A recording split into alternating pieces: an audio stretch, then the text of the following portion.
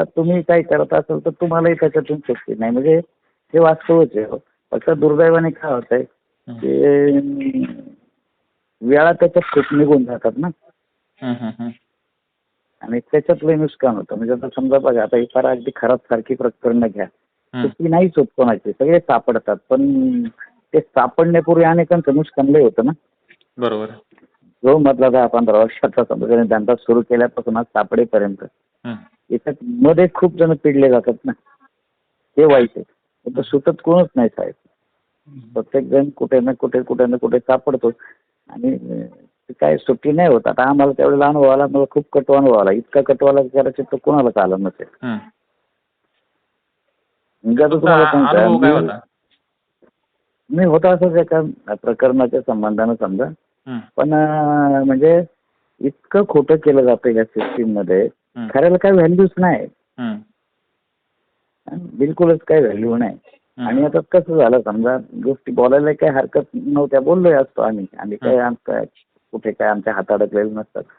तर आता एखाद्या ठिकाणी तुमचं समाधान झालं नाही, मग तुम्ही अपील करता ना पुढे, मग गोष्टी पूर्ण प्रशासनामध्येच बाकी आहेत ना, त्याच्यामुळे आता आम्हाला त्याच्यावर काही बोलायचं नाही. म्हणजे तुमची केस बाकी आहे पुढे, तसं म्हणजे निकाल अजून पुढचा पुढे चालू आहे ना ते. पण म्हणजे अनुभव खूप वाईट आहे, आणि खूप जणांचे कसे अनुभव आहेत. त्याच वेळेला तुम्हाला सांगतो, आमची काही मित्रमंडळी म्हणाली होती आम्हाला की आपण एखाद्या केसमध्ये याला देऊ अडकून, लाच देऊन कुठेतरी. म्हणलं जाऊ द्या, मरू द्या, आपण कशाला कारण व्हायचं त्याच्या बायका वाऱ्यावर येण्यासाठी. ईश्वर पाहतो, तो करीनच कुठेतरी, देईनच कोणाला तरी बुद्धी. आणि बघा आता मला तर असं कळालं की त्यांना आता बदली व्हायला काहीतरी 10-15 दिवस बाकी होते.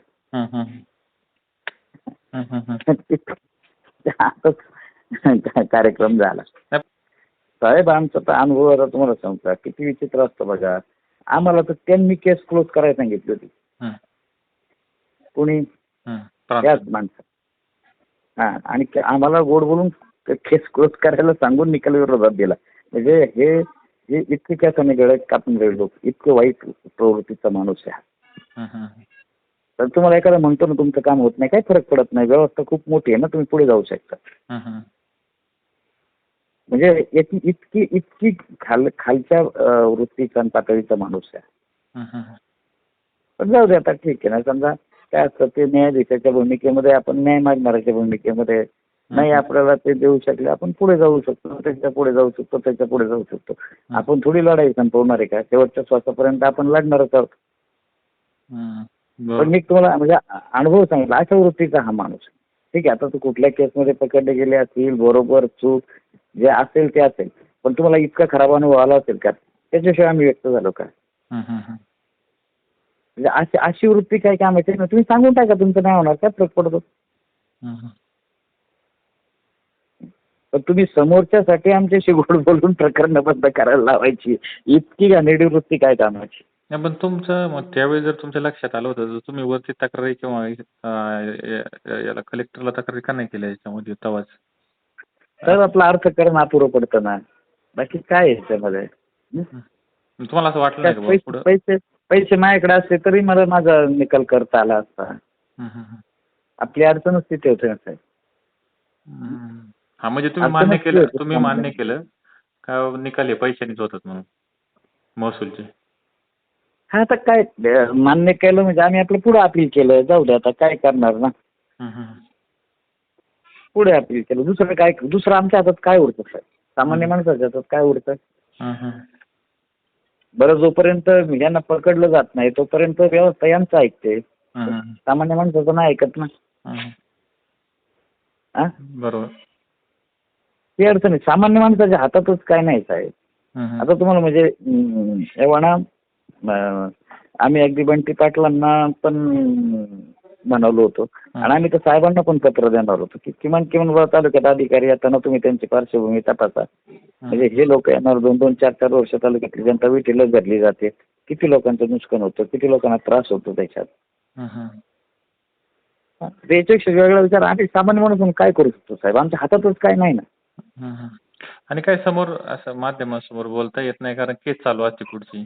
हा अधिकारी तिथून सुटला तरी पुढचा अधिकारी काय करेल, काय हे नसतं. त्यांचे संबंध असतात ना साहेब सिस्टीम मध्ये. ते लोक सगळे एकमेकांच्या परिचित.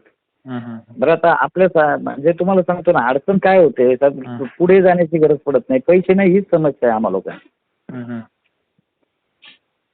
ते काय म्हणजे आता मला सांगा, पैसे देऊन जर खोटं खरं करता येते तर खऱ्याला खरं करायला किती पैसे लागतील? पण अभाव म्हणजे तिथे खऱ्याला खोट्याला व्हॅल्यूच नाही, व्हॅल्यू फक्त पैशाला आहे. बरं आता काय होतं साहेब, एक स्टेप प्रकरण पुढे गेलं, तिथल्या कोर्टापर्यंत आपलं त्यांच्या तारखांप्रमाणे जाणं येणं बांधकाम सामान्य माणसाला परवडत नाही ना साहेब. आता समजा पुन्हा यांचा त्यांचा परिचय असला, यांनी असमर्थता दर्शवली, आपल्याला अजून पुढे जायला लागलं तर आपल्याला तिथपर्यंत जाणं येणं म्हणजे आपण फेऱ्या मारूनच थांबून घेतो ना. बरोबर. एवढ्या मनस्तापापेक्षा जाऊ द्या बरोबर, आता काय त्याने विशेष नुकसान होणार आहे, कमवू आपण आपण आपण कोणत्या विचाराचे लोक आहोत की चला म्हणजे आपण म्हणतो ना, हातातलं नेलं तरी कपाळावरचं कोण नेतं, असा विचार करतो आपण. एकंदरीत काय हे झालं, पण एकंदरीत काय भावना आहे बाबा आज तुम्ही या चक्रातून गेलेत, काय भावना, मनाला काय वाटतं? मला खूप आनंद आहे. ते जाऊ दे बरे, काही होते, मला एका गोष्टीचा आनंद आहे की खोटं करणारी माणसं फार काळ लपू शकत नाही. आणि प्रत्येक गोष्ट बदनामी सुद्धा खूप मोठं फळ आहे ना. बरोबर.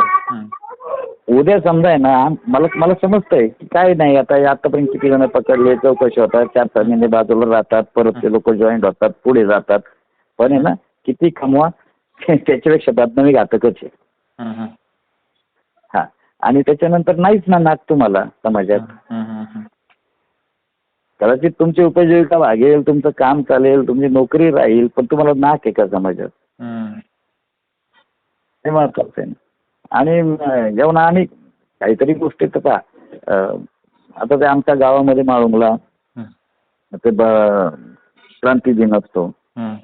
आता ह्या लोकांनी आतापर्यंत अण्णासाहेबांना बोलतो देतो बेटा एक मिनिट, अण्णासाहेबांना बाबूजींना हार घातला, तर त्या बाबूजींनी प्रतिष्ठानच्या बाबाजीला फोन केला होता, त्याला म्हणलं त्यांना आता दुग्धाभिषेक घाल.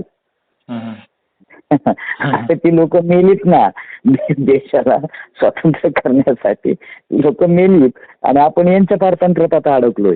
इंग्रजांपेक्षा लोक वाईटच ना, इंग्रजांना लाच तरी द्यावी लागत नसेल ना. म्हणजे इंग्रजांना न्याय मागताना पैसे तर द्यावे लागले नसतील ना त्या काळातल्या लोकांना. इथे ह्या लोकांना पैसे जर द्यावे लागतात, असे जर लोकांचे अनुभव आहेत. आता म्हणजे तुम्हाला सांग, कारण मी फार सामान्य माणूस साहेब, आता 2 लाख म्हणजे माझ्यासारख्यानं सांगा बरं, 1 वर्ष यांच्यासाठीच कमवावं लागेल. सामान्य माणसाला तर असं रकमा सुद्धा किती मोठ्या आहेत, म्हणजे पैसे लागतात किती. बरोबर. समजा त्या माणसाला 2 लाख पगार असेल आणि ते 2 लाख त्याला प्रत्येक एका दिवशी कमवायचे आहेत. मग असा विचार करा जर आता रोज एखादा गिऱ्हाईकांना सापडत असेल तर महिन्याला रक्कम किती होत असते. बरोबर.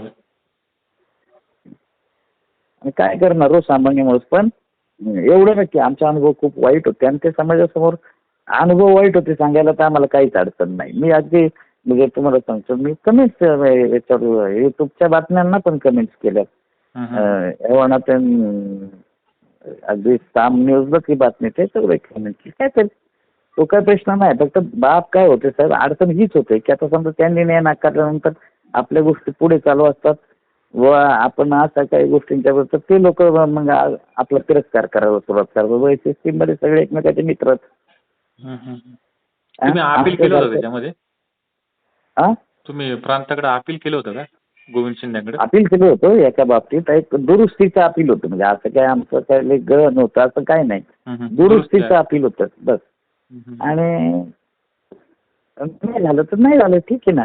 त्याला मॅटर एक कारण आहे असू शकतं ना. समजा आम्हाला उशीर झाला बाबा दुरुस्तीची मागणी करायला, कारण पण व्हॅलिड आहे. आम्हाला दुःख काय असं झालं की आम्हाला क्लोज करायला लावलं गोड बोलून. असं नाही फसवलं पाहिजे. लक्षात आम्हाला त्याचा निर्णय आमचं काही म्हणणं नाही, आमच्याच बाजून द्या, तुमच्या त्याला बाबू त्याला वाटण तसा द्या, कुणी सार्वभौम आम्हाला नाही पटलं आम्ही पुढची दरवाजे ठोकू. असं फसवलं नाही पाहिजे. आम्हाला त्याचं वाईट वाटलं आणि इतकं वाईट वाटलं साहेब 2 दिवस नवसच केला होता देवाला याचं वाटोळ होऊ दे. म्हणजे तुम्ही नवस केला होता? म्हणून म्हणलं केला. अरे काय उपयोग आहे? मग आम्ही रोज साहेब फिरतो समाजामध्ये, दररोज समाजाला आम्ही ओरडून सांगतो, न्यायानं वागा, नीतीनं वागा, खरं वागा, सत्य वागा. हा? आणि जर आमच्या सारख्यांना न्याय नाही मिळत तर सामान्य माणसाला कोण विचारतो? बरोबर. चला घोडेकर साहेब, ठीक आहे, जे काही सांगितलं तुम्ही ना आहे ठीक आहे. तुमचे आणि ठीक आहे, आता भावना आहे ते गोष्टी काय माझ्या आता गोष्टी जर माझ्या आता म्हणजे प्रविष्ट नसत्या ना तर मी खूप खुलाशाने बोललो असतो तुमचे. नाही ठीक आहे, काय हरकत नाही. पण आता कसं होतं ते गोष्टी निवाड्याला आहेत प्रकरण नाही प्रविष्ट ना, आपण नाही त्याच्यावर जास्त बोलू शकत. उगाच ते प्रभावित केल्यासारखं होतं. बरोबर बरोबर, संबंध असतात सगळे अधिकारी. हा, पण म्हणजे मला काय ते निकाल विरोधात दिल्याचं दुःख नाही. तुमच्या लक्षात आली ना गोष्ट? फसवणुकीचं दुःख आहे. म्हणजे हा अशा वृत्तीचा माणूस आहे ना, जे वाईट आहे ते नाही चांगलं. फसवल्याचं तुम्हाला दुःख आहे बाकी. हा, मला निकालाचं काही दुःख नाही. जे प्रारब्धात असेल ते होईल. ठीक आहे, चालेल. कुठेतरी नाही मिळालं असं फसवलं नाही पाहिजे. चालतं. तुमचा फ्लॅट, घर, बंगला, व्यापारी गाडे, दुकान, जागा, शेतजमीन, प्लॉट्स विकायचे आहेत का? विकायचे असतील तर आजच आमच्याशी संपर्क साधा. स्थावर मालमत्ता खरेदी विक्रीसाठी आंबेगाव तालुक्यातील विश्वसनीय नाव म्हणजे सीता प्रॉपर्टीज. आमची वैशिष्ट्ये: जलद व्यवहार, तुमच्या प्रॉपर्टीजची योग्य किंमत, मालक व ग्राहक यांच्यात समोरासमोर पारदर्शक व्यवहार. आमचा संपर्क 7972 82 24 33 व 80 10 25 09 54.